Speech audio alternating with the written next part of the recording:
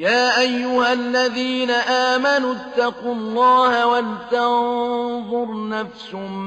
مَّا قَدَّمَتْ لِغَدٍ ۖ وَاتَّقُوا اللَّهَ ۚ إِنَّ اللَّهَ خَبِيرٌ بِمَا تَعْمَلُونَ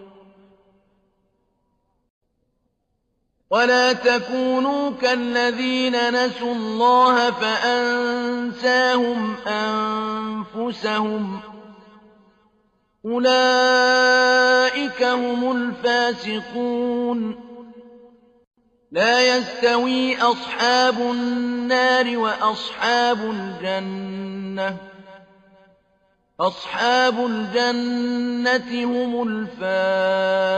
الفائزون